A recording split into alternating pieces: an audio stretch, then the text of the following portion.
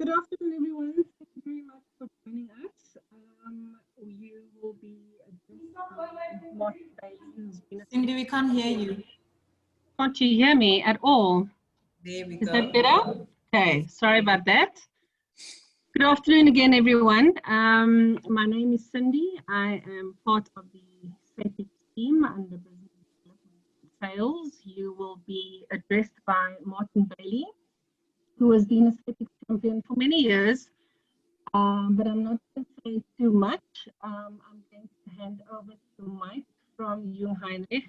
To you, Mike, I want to say thank you very much to your company for sponsoring this webinar, as well as the previous webinar that Martin did for us a couple of weeks back. We appreciate your support. So with that, I shall hand over to you. Thank you very much. Great. Thank you very much, Cindy Lee. And a big warm welcome to everybody. Thank you for joining us this afternoon. As Cindy Lee mentioned, my name is Mike Patulus, and I'm the LS Manager for Jung Heinrich South Africa. We're a proud sponsor of this event, and we'd like to thank both Martin Bailey and SAPEX for organizing this webinar. And we look forward to what Martin's going to present to us today. And without further ado, over to you, Martin. Thanks, guys. I'll share my screen with you in a second, but I think we've got some exciting stuff. Now how do I share screen? Share screen. Is it working? Can you guys see my screen? No, not yet, Martin. There we go. Aha.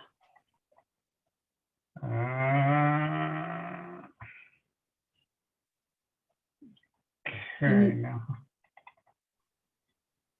It's going wrong. Stop your share, Matt, and then select your presentation instead, because we're seeing your Zoom screen now.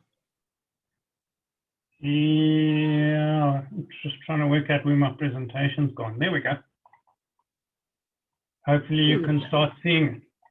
Perfect. You can make it full screen or presentation mode. All right, video panel and presentation mode. Okay, great, guys. Perfect. Okay, so I'm going to talk to you about some racking. I've called it Racking 101. I'm going to talk about selective rack, double deep rack, drive-in rack, pushback, radio shuttle rack, live rack, mobile rack, cantilever rack, automated storage and retrieval system rack, rack protection, decking, sprinklers, painting, safety. So there's a bit of time. I'm going to talk about some shelving, some boltless shelving, some mezzanine floors, and a whole lot of stuff which I think even those of you who in the racking industry probably have never seen before. So the first half is going to be stuff that a lot of you have seen, and the second half, something that a lot of you haven't seen.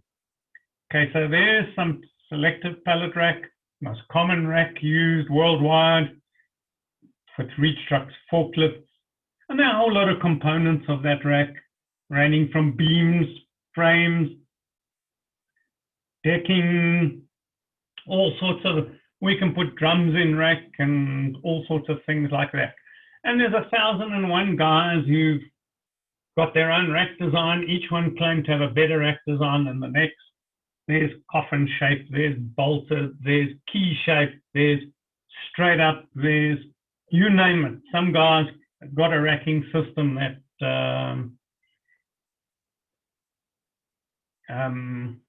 he thinks is better than anybody else's, and they all work reasonably well. Some a little better than others. And 90% of racking worldwide is probably narrow aisle, selective racking. When we talk narrow aisle, we're talking 3 meter, somewhere between 3 and 3.5 meter. But there are some unusual racks. Here's a rack that let me give you a laser pointer so you can see. Racking for drums. There's safety nets on rack. There's safety barriers on rack. You name it, there's a type of rack. There's racking with shelves that pull out. There's racking for bins. There's some unusual type. And we can get wide aisle racking, narrow aisle, very narrow aisle. There's a very narrow aisle where 1.7 to 2 meter aisle. Quite a nice shot of a narrow aisle rack. I like the P&D stations in front here. They've got an arm at the back to stop so you can align the pallets. And I like on the ground, there's also a nice P&D station for these rack. And you can have rack for aerosols. Quite a nice one. These have got automatic doors that close in the aerosol cage. So you can fence off the racking. Here's another shot of an aerosol rack where you can, I don't know how these doors close. I doubt if they ever do, but all sorts of strange things. So for no matter how small or big, even if your warehouse is this size, standard racking is pretty common. And it's good standard selective racking for picking because you've got access to bottom level and maybe second level. One of the things I like in racking, which we don't do nearly enough of, and that's spine bracing. The problem with spine bracing is it gets in the way of your sprinklers. But I believe that every 10th bay of any rack that's a reasonably high, say above 10 meters, should have some spine bracing in it. Just simply because if it does fall down, we've got some sort of rigidity. Now, clearly the amount of spine bracing you have is dependent on what sort of connectors you have. If you've got a connector that's quite rigid, you probably need less spine bracing. And I just thought I'd show you this one. I don't know if anybody knows why there's so much spine bracing. Well, we've got bracing in that direction, and we've got bracing in this direction. And this is actually for earthquake. So if you have an earthquake nearby, probably a good idea to put in lots of spine bracing. Here's an unusual rack. I bet nobody's seen one of these before. The beam is actually can be moved. So you can pick up the beam and move it to a different position every time you store something. So the beam is actually a pallet. Okay, and we move from selective rack to double deep rack. Very little of it in South Africa. I know of only one site in my 35 years I've been doing this where we did double deep rack, and I regretted it afterwards. So I'm not a great fan, but it is a possibility. There's an ideal shot of a double deep rack. Quite an interesting sloped front, which is not very strong, but it does mean that you don't hit the rack as often. So there's typical double deep rack. The problem with double deep rack is whether you have a pantograph on your forklift or a scissors mechanism on your forklift, you move your load center way out here. And because your load center is moved out, your capacity drops significantly. So if you're storing feathers or some bit chips or something that weighs nothing, double deep rack can work quite well. And there's double deep for clothing. It's a different type of rack with a crane system. So there's lots of options. Here's my least favorite form of racking, and that's drive-in rack. It's just quite honestly, yeah, for a small system like this, fine. But once you get bigger than this, it becomes quite dangerous. So for drive-in rack, you generally need protection at the bottom because when you drive in, you often drive into the rack. So you need it to be sturdy and strong because it's very easy to knock this racking down. Another shot with some protection at the bottom of some drive-in rack. And there you can see some storage in drive-in rack. Now, one of the biggest problems with the drive-in rack is this pallet. So if you leave the stuff in here and your pallets aren't very good quality, this slowly starts bending and you come in one morning and the rack's all fallen down. And I've done the audit of at least 4 or 5 accidents where all the rack fell down. And the night before it was perfect. So what happens is your pallet starts bending and your rack starts collapsing, or your pallets start collapsing. Then we've got pushback racking. Pushback racking works quite well. We can push back 3 or 4 pallets deep. Works very well. There's a typical shot of a pushback. It can be rollers or some sort of trolley mechanism. The one thing that doesn't work well is pushback rack, picking from the bottom level, and you just got to make sure that the guy takes the pallet out, doesn't step in there. We had a client, guy stepped inside to take the empty pallet out, pulled the empty pallet out, next pallet came down and smashed his leg in half. But there's a typical pushback rack using a trolley system. And you can see here is 1, 2, 3, 4 deep, can push back, works quite well. Then of course, radio shuttle, racking, same problem with the pallet. If you've got something that weighs a ton and your pallet's on good quality, you're in trouble. Lots of different types of radio shuttles. There's locally made ones, imported ones, and quite good for deep storage, and certainly a lot cheaper than live pallet. We can do this for maybe 2,000, 3,000 a pallet, whereas live storage a lot more. So there's pallet live, put the pallet in one end, go out the other. Biggest problem is cost. We're looking these days at over 10,000 bucks a pallet. You also need reasonably good pallets and consistent pallets. Otherwise, your pallets do get stuck. And when they're stuck in a very deep system, it's quite hard to get in there. That goes for radio shuttle as well. But from an advantage point of view, you get first in, first out. And clearly, with a lot of the other systems like drive-in, with radio shuttle, you get first in, last out. There's some pallet live. Lots of different options, lots of different designs. Quite important is the separator at the end so that your last pallet's not being pushed along, so you get a gap. And there's a live pallet rack that's not got no rack. Very nice application in dispatch area, right through to the doors of the building where we can use the same technology. Mobile racking. Probably don't put nearly enough of it in. It's relatively good price-wise. The biggest problem is clearly when you've got only one aisle, order picking becomes very difficult. But if you've got bulk storage and you want to put a lot in your warehouse, nothing to beat mobile rack. You can have 1, 2, 3 aisles, as many as you want, and great space utilization. And here you can see space utilization. Really good, quite common of these racks is they use this area up here on cantilever to get in that extra amount of space, especially in cold stores. And then cantilever rack, lots of different types. Here for storing long items, just with cantilever arms, and there you can see typical cantilever rack for storing long stuff. And cantilever deck rack for furniture. Quite common, especially in the States. We don't see much of it in South Africa, but in America, lots and lots of furniture racking like this. Automated storage and retrieval, rack-supported buildings. Quite a few advantages, but not many built. The biggest problem with these is the developers don't want them, clearly, because you don't have much flexibility. So if you decide in 10 years' time you want to do something different, you really are in trouble. No flexibility, but there's some big benefits. And one of them is tax benefits, because as you can see, this is not a building, this is equipment. So we can write it off over 3, 5 years.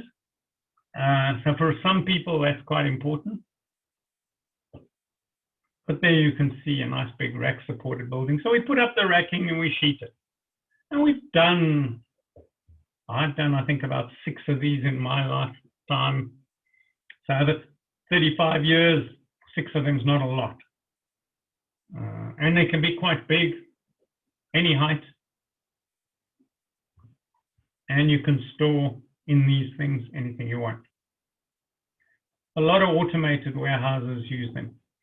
One of the problems clearly with an automated warehouse is you need top hat sections because your fork platen or your fork system goes under the pallet. If you've got a Euro pallet, that's fine. So there's top hat, and that becomes quite expensive, putting top hat sections into racking. There's a nice colored rack, and you can see the top hats quite clearly.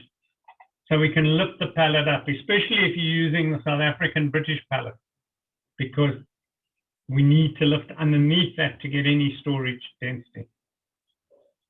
But any size, any shape, that's a 45-meter high warehouse. The highest one we've done in South Africa is at Southall, which is 40 meters high, and it works quite well, no reason. The highest I've ever seen is 50 meters high. And then we get, of course, mini load racking, which is much smaller frames, but very accurate. In both ASRS racking and mini load racks, we're talking millimeter tolerance.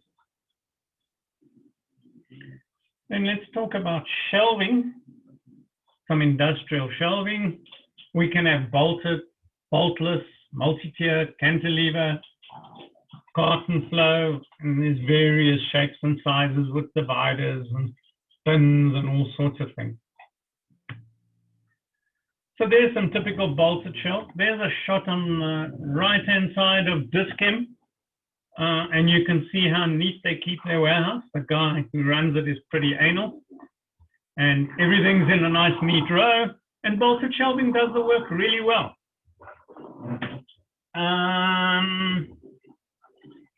It's cheap, it's simple, and can be effective. Here we've actually sloped the bolted racking at an angle.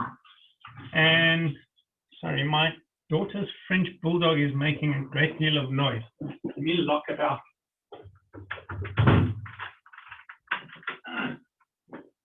Great.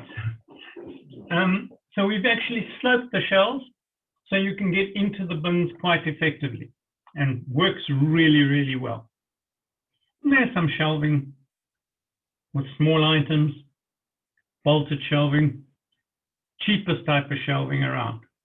And you can get shelves for various weights, up to 200, 300 kilos per shelf.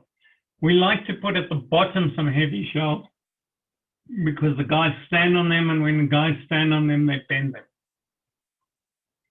And of course, we can get drawer systems with shelving. So empty, you can pull out a drawer and get anything you like. We can cantilever shelving, mainly used in shopping centers. Then there's boltless shelving of all types and shapes with clipped together. And if you get this frame over here designed properly, you can go quite high. I've seen 5 levels of mezzanine in boltless shelving, built out of shelving. And that's quite a lot of weight. And you can get longer span shelving. So this shelving's got a beam that's a little bit longer. You can go as high as you need to go with your shelving, no limits, other than the limit of these frames. And then, of course, you can build multi-tier shelving of all different types and sizes. So there's one built out of shelving. You can build it out of racking. This can do steel flooring, which is really nice, but quite difficult to get in South Africa and expensive. We like wood, laminated wood, which doesn't work very well, but it is cheap. And then there's mobile shelving. Here's an electric mobile shelving. We did one of these for storing diamonds somewhere, and you can only open it if you've got the right access to your computer. So otherwise you don't see too many of them. But there's a nice long span shelving arrangement with some carton flow at the bottom. And for access to shelving, you can have a little trolley, or you can even buy a ladder built into the shelving. So this ladder gets built into the shelving and you can move it along. Or you can have a mobile ladder of every shape and size. And then carton flow, or you put the carton in one end, with a lot of luck it comes out the other end.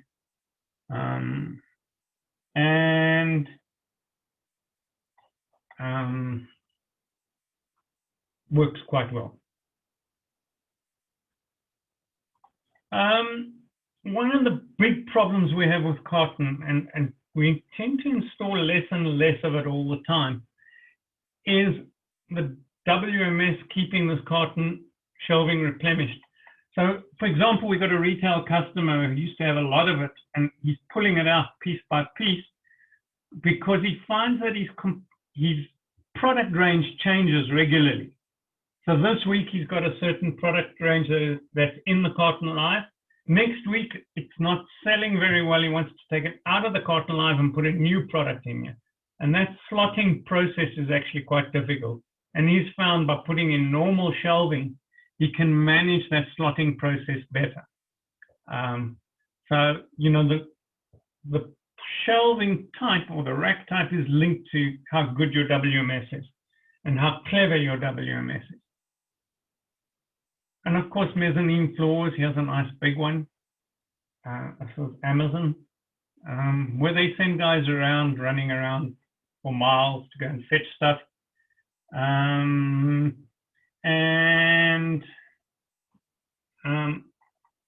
You know, the average guy in Amazon walks about 14 Ks a day, walking around fetching stuff, pretty manual.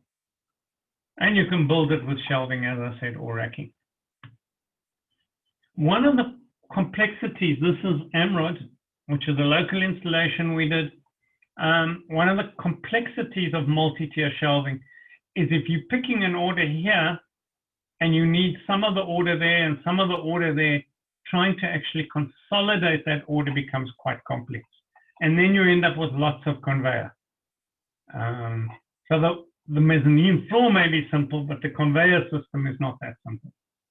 And you can see here, here's a multi-tier shelving system, lots of conveyor to integrate all the order picking across the levels. And these mezzanines can be big, really big. I was at a site this morning that's got about 16,000 square meters of mezzanine, which we want to pull all of it out. So anybody who wants second-hand mezzanine, I've got a site with 16,000 square meters. How's this for an interesting alternative to conveyor in a mezzanine? This system is a 3-tier mezzanine and they got ramps. So these order pickers can go up and down the ramps. So you can start picking at level 1, come out here, go down the ramp, pick at the next level, go down the ramp, pick at the next level, and so on. I've tried to sell it, but nobody's ever bought it. I think it's a brilliant scheme.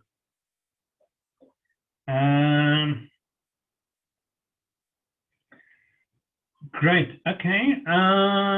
Here's some decking options. We've got some wood, probably deck with some sort of tile on it. Here's some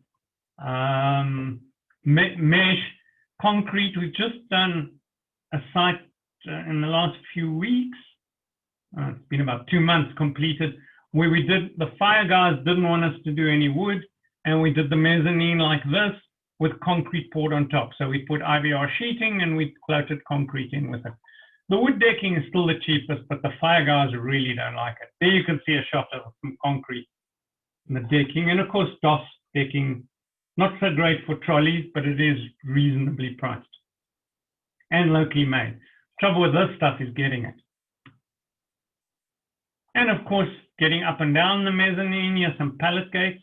There's the really nice expensive pallet gate, and here's a simple pallet gate. Here's a mini load rack, which is really a shelf rack, I don't know, half. And here's, you can see on the mini load or multi-shuttle, these shuttles run up and down these things, and clearly these things have to be installed to very, very high accuracy. And there you can see another shot of another make, another type doing the same thing. So let's talk about protection and damage to racking. And clearly you guys have all seen 101 movies of racking falling down. It does fall down quite easy. So rack damage happens pretty easily.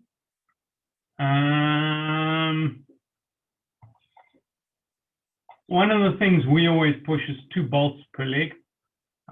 I would never allow only 1 bolt per leg. And the reason is because it's so much easier to damage. It's got nothing to do with holding down forces. It's just got to do with the twisting and when they hit the legs and put away pallets. Of course, end of aisle protection, always nice to have some sort of system to stop you knocking the rack down. And then pedestals. The pedestal is, I think, fairly unique to South Africa, or this pedestal is. I have seen it in Australia, and I've seen some adverts I'll show you in America. And we've been putting in pedestals for about 10 years now. And if you hit this thing, your teeth fall out, but you won't knock the rack down. It's expensive, but it works really well.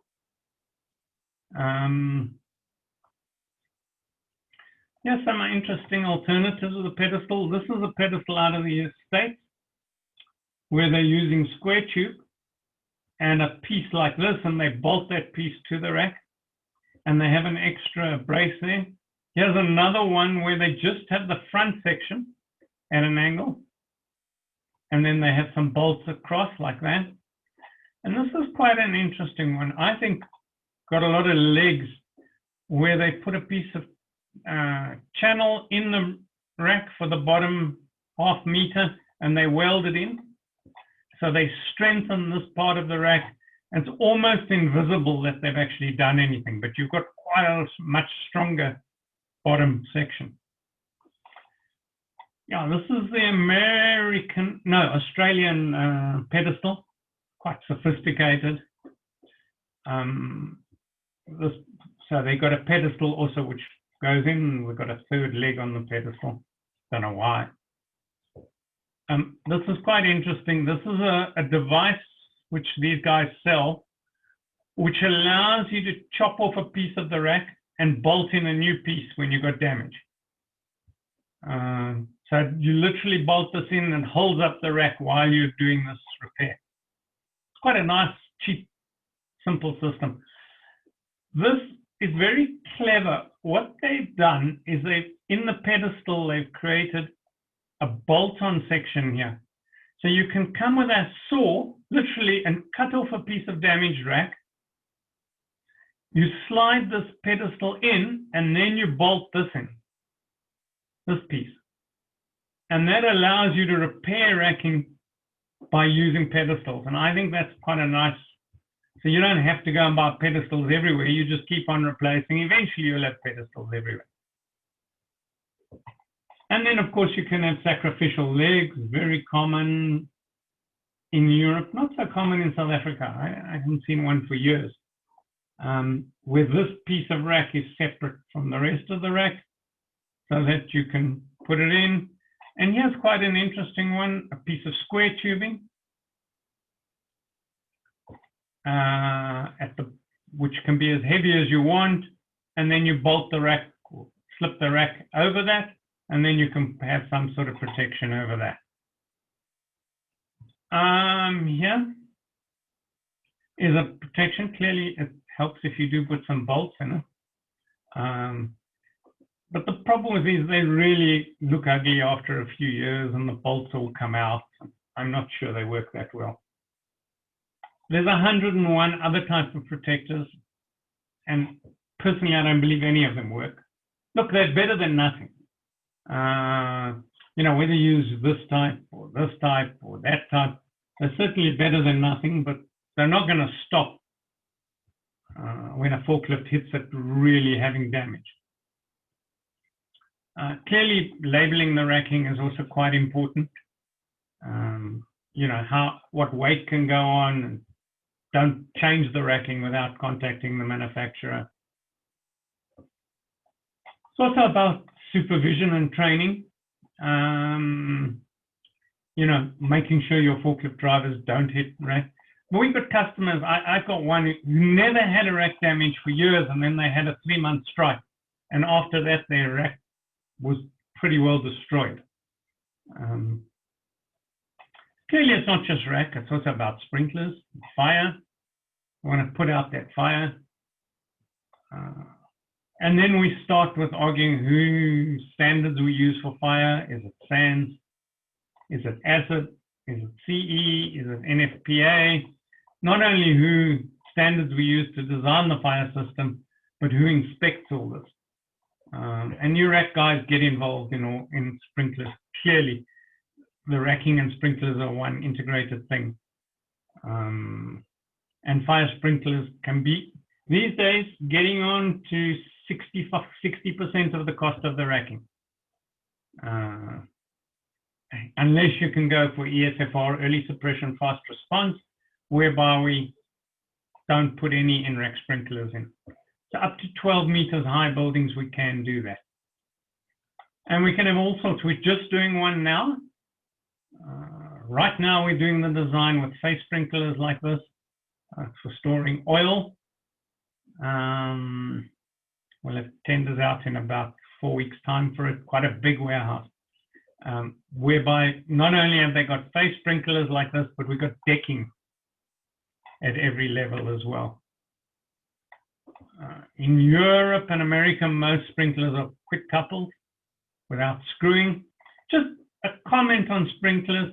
Please, guys, when you build, and those of you in the racking industry, when you build a cantilever rack at the end for the sprinklers, make it strong enough that some guy can stand on it. Because people will stand on it, and then all your cantilever hangers are bent to hell and gone.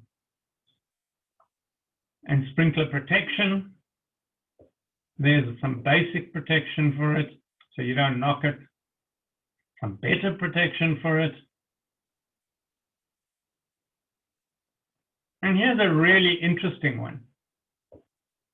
So with bolting to the rack, a sprinkler protector. Clearly, these guys have had some trouble with knocking their sprinklers. There we go, there's some face sprinklers. In this case with wooden decking, where we've got sprinkler, sprinkler, sprinkler across the entire thing. Horrible, really is horrible, but there are guys who insist on it. And of course, sprinklers in mezzanines as well. Not much we can do, we've got to put them in. Sometimes 2 rows of them, depending on their aisle width. And sometimes fire barriers. So all sorts of, from intermittent paint to steel plate to you name it, some guys thought about it. Intermittent paint, which is horribly expensive, but quite simple to do. You just simply paint the surface, and when it gets hot, it all bubbles out and gives you this 1 hour barrier. Then with racking, we've got lots of decking. We've got deck it in wood, closed decking in wood, and mesh decking and saddles and all sorts of things. Steel decking, you name it, some guys thought about it. So I guess we can pop to the next thing is whose rack standards do we work with? Most guys in South Africa work on CIMA, which is the British standard.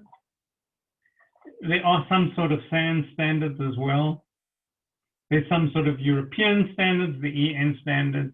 The Americans have the rack manufacturers, and FEM also have, and FEM and European standards are busy trying to come together. So we'll have an EN, a DIN, and an FEM standard, that'll be one. But CIMA still seem to dominate South Africa. There are, of course, rational designs, and I think most of our guys have their own rational design. In other words, they're built to their own standard. This is the CIMA that I know best, far more interesting than the rack standard, but that's the motor industry show. Okay, we also have to go to look at what sort of safety factor we look at. So what sort of deflection you can get under full load. I always push to 1 in 250, but the CIMA standard is 1 in 200. So what safety factor are the guys designing to? 1.4, 1.5, 1.6, 1. You know, in other words, if you're putting double the load, what happens? Also with racking, if you've got a bent frame, it has very little strength. And generally we talk about 3 millimeter allowance. And if it's more than 3 millimeters, go and fix it. Because your rack's gonna fall down if you don't. So that's Euler's buckling formula. If you put load on there, but it can take huge load until you hit this thing and bend it. Then it doesn't take so much load. So you want a heavier and heavier section that's thicker and thicker depending on the load and the height.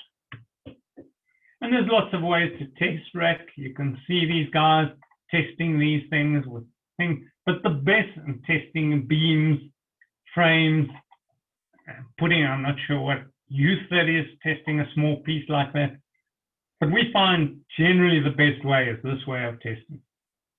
So you go and get a sample made of the racking you're going to get.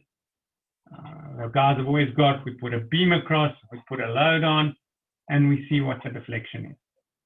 In this case, we just kept loading until this beam pulled out of these things. Of course, it's not just the rack, but the pallets as well. Now you're having the best rack in the world and you've got pallets that are collapsing. This is, believe it or not, this bottom one in an automated warehouse, and they don't work so good, automated warehouses, when pallets collapse. So the pallet's important. There are some unusual things in rack. That's a load plate that goes at the bottom of the rack. If you've got issues with the floor. Backstops, I don't mind backstop at first level, but if backstops at high level are not the greatest idea, because when the guy pushes too hard, you've got a huge amount of moment around here, push the rack over. I'd rather, but every now and again there is a need for backstops. Load plates as well, or you can just increase the size of this plate. Although in my 35 years in the industry, I've never seen a rack punch a hole through the floor, not yet. Rack repairs, so we could have a sacrificial legs. There are guys that go around and take these racks and straighten them.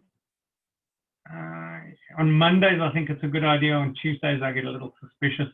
I just worry that you don't straighten it 2-3 times and you get metal fatigue, and how bad that was repaired originally. But yeah, it works. Anybody here hazard a guess what that is? I asked all my staff and only one of them got it. Understood what that was for. Quite an interesting thing on the bottom of the rack, but that's actually for earthquake protection. It's to observe shocks during earthquake. And there's the pedestals again. Painting of racking. I'm not going to get into 20 minutes of painting. You can powder coat. Clearly all racking these days is powder coated, all gloss paint. Hopefully no lead, and it's one of the dangers of imported rack. Imported from Europe, you're fine, but if you've imported rack from China, there's better than even chance there's a lot of lead in that paint. So you need to check that carefully. What sort of undercoat, what sort of main coat. It's all governed by SABS, but generally painting has improved so much in the last few years. What hasn't improved is the colors that most guys choose. I mean, you can have any color you want racking, really, within limits. Clearly, they want colors that cover well. That's why they like orange and yellow. But I don't see why we have to have horrible orange and blue beams. And there's a rack for every occasion. This is a plastic rack used by, and it's got a steel reinforcing at the back, used by Amazon. Here's a self-climbing robot that goes up the rack. So there is a rack for every occasion. That's about me. As much as you really want to know about racks, we can spend the next 15 minutes answering questions.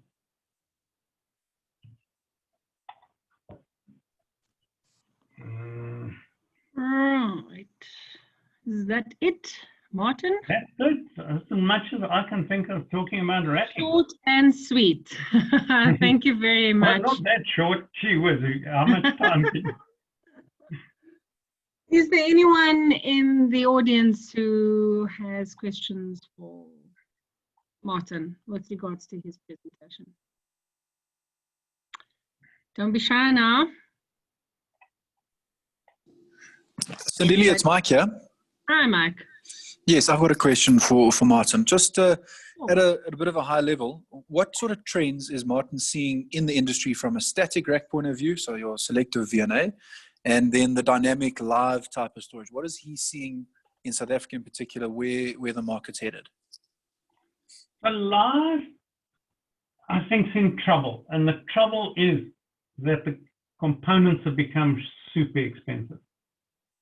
So last pallet rack, even last case rack, you know, maybe the guys, I see there's somebody from Interroll on here, want to comment on it, but it's a tough market, just simply because of the price. The second problem is that, as I said, the guys just don't have the management skills to manage the live racking. It's great stuff. I mean, there's nothing wrong with the live shelving, live racking, but it's just expensive. On the ordinary static racking, I guess the trend is higher and higher as the land space becomes more expensive, much higher than most other countries in the world. We're doing an Australian warehouse for some Australian guys at the moment. They don't want to know anything about going higher than 12 meters. And, you know, sorry, let me show the video panel. So and even in the States, I went to Walmart not a couple of years ago. Most of their warehouses were 35, 40 feet, which is what, 11 and a half, 12 meters. We build them up high, higher than most of the rest of the world. Part of the reason for that is we carry so much reserve stock because our suppliers are useless. So we carry much higher levels of reserve stock than, say, the Americans do. Trends, lots more money on sprinklers because ASAP has become stricter. The fire chiefs have become much stricter. And even on mezzanine floors, much more money on sprinklers and decking and all of that type of stuff. But other than that, you know, racking hasn't changed that much. We push the pedestals, I like them, but customers don't always agree. We've seen a growth in very narrow aisle over the last few years. Just can reduce footprint. But other than that, I don't, you know. Thank you. Anyone else out there with any questions for Martin? Yeah, go for it. Kerr, I see your microphone is active. Do you have a question for Martin?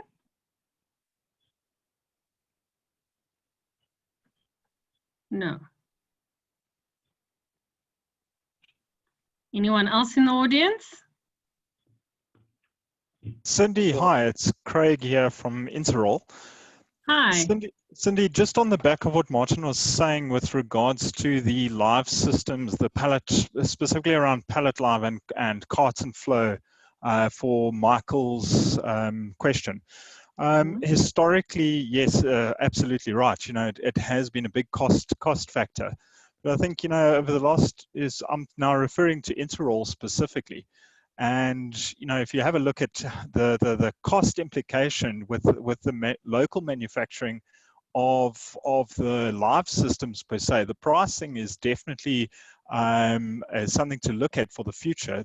You know, the prices are definitely coming down to a more respectable level, which makes it quite interesting for storage solutions in the, you know, going for future projects. But you know, it is, as Martin was saying, it is a good solution, but historically has been expensive, and hopefully that is changing. Great, thank you very much for that. Thank you. All right, and then Martin, Shania, just going forward with technology, things like automatic guided vehicles, robotics, etc. Do you see any impacts happening on the storage mechanisms around those? So I do in the longer term. I was at a manufacturer of automatic guided vehicles about 2 years ago, and he said to me, just look at an average automatic guided vehicle. It is simpler than a forklift. Really is just simple. It's simplicity itself. So what we're paying for now is all the R&D. It's almost like an electric car. You're paying a huge premium. An electric car is so much simpler than a diesel or petrol powered car. And he said to me in 5 years, that was 2 years ago, so maybe he's out a few years, that an AGV will be cheaper than a forklift. If that's true, and the guys are starting to throw in the software for 0 rand and 0 cents, you may see a change. You may well see an industry change. I don't believe we've seen anything up to now. I mean, I know of 2 sites in the whole of South Africa that have got automated guided vehicles. I mean, we've done 1 ASRS system in the last 5 years. So although we like to show pretty pictures of it, you know, we don't do hundreds of these things. I'm not sure that they'll have any influence in the near future. Also, guys want flexibility. The moment you put in automation, other than AGVs, you don't have any flexibility. But with AGVs, the racking's not going to change. Just the forklift and driver is going to change.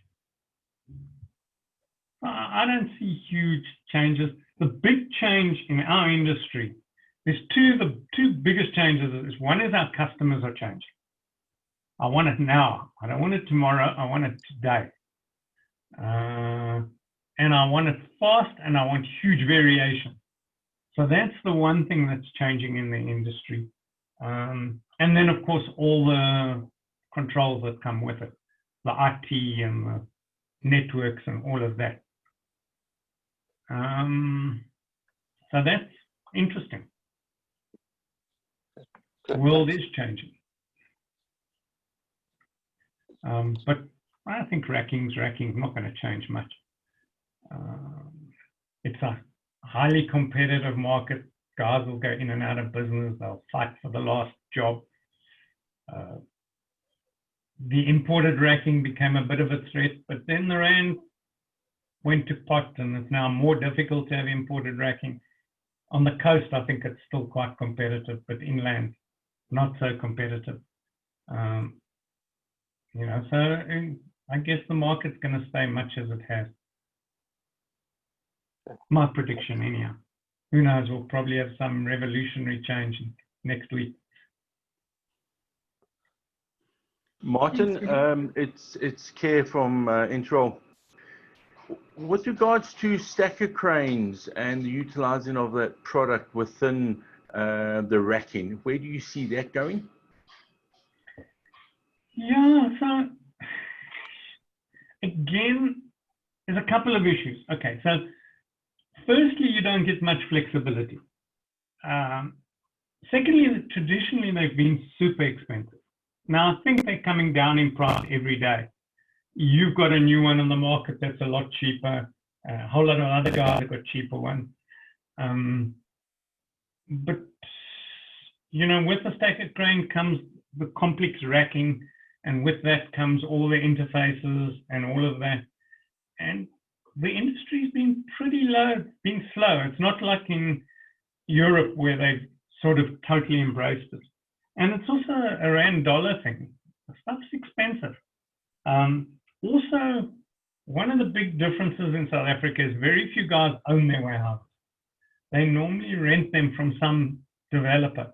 And the developer wants flexibility. He wants something that when you're gone, he can put somebody else in there without any hassle. That has also driven a lot of the thinking. If you own the building, you're looking at a 20, 30-year life cycle. And that goes for the 3PLs as well. In South Africa, you have a 3PL, whether it's your DSV or DHL or Imperial or FedEx, whoever it might be. They're lucky if they get a 3-year contract. In Europe, a lot of those contracts are 10, 15 years. And that says to the guy, hey, go and spend capital to do a decent job. So that's a culture thing in South Africa. Hey, we get the cheapest 3PL in, we drive them until they fall over, and then we get another one. And nobody's going to spend money on things like stack cranes in that environment. Thank you, Martin. Care, does that answer your question? Yes, it does.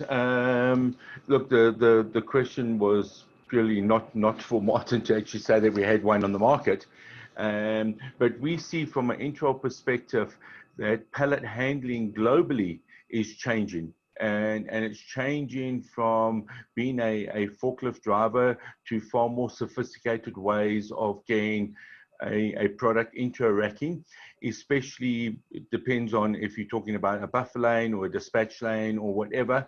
One of our main drivers in South Africa is our ROI on anything, and that does take a long period of time to pay it back. So yes, Martin, you are right. It is expensive compared to a labor cost. Yeah, until there's a big strike, and then attitudes often change. Or God forbid, a big accident where there's a cowboy on a forklift truck. Well, I think it's a miracle that we don't have more racking accidents. I mean, you walk through some warehouses, some of the legs of the racking have gone completely. You know, and you say to the warehouse manager, you know, aren't you going to fix this? Oh, yeah, we will get around to it one day. You know, there's almost a laissez-faire attitude towards repairing a rack. You know, heavily loaded rack and you knock a leg or two, boy, it can come down so quickly.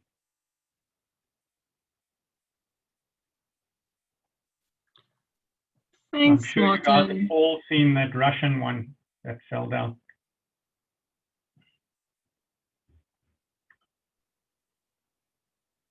Anybody else who has any questions for Martin? Hey, Or any feel free, comments guys, to make? to contact me. Uri, I'll answer your thing now. Send me a WhatsApp.